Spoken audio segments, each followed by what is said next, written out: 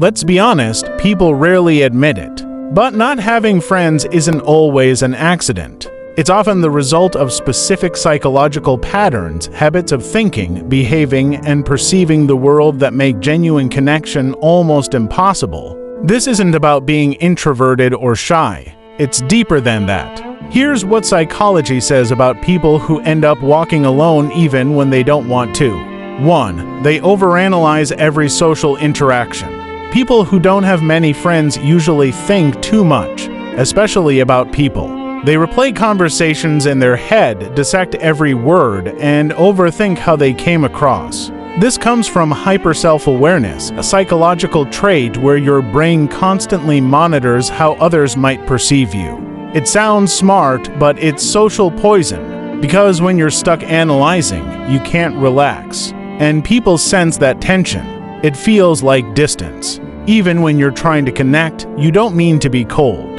You're just trapped in mental observation mode.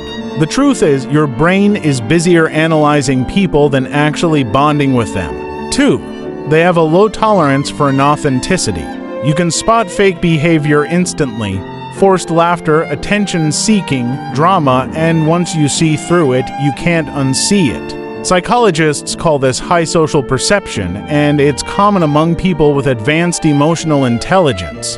But here's the dark side. When you see the truth behind people's behavior, you stop playing along. You don't fake interest. You don't flatter. You don't pretend to be impressed. And in a world built on small talk and surface-level validation, that honesty isolates you.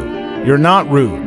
You're real, but realness makes people uncomfortable. They mistake your silence for arrogance, your independence for pride, and your disinterest for superiority. So, they avoid you, not because you're cold, but because you expose their warmth as performance.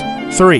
They are too self-sufficient for social circles. Most friendships are built on small dependencies, shared emotions, mutual reassurance, or constant contact.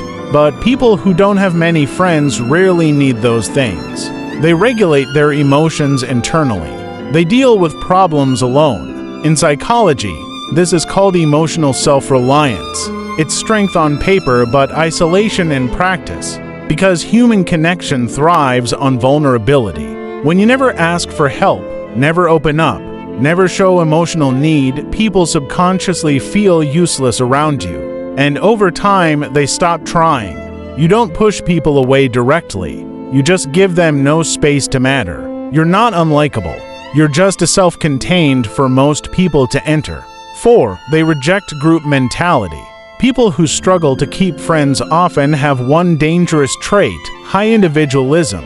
They don't follow trends. They don't mimic group behavior, and they don't conform just to fit in. It's not rebellion, it's wiring. Psychologists call this L.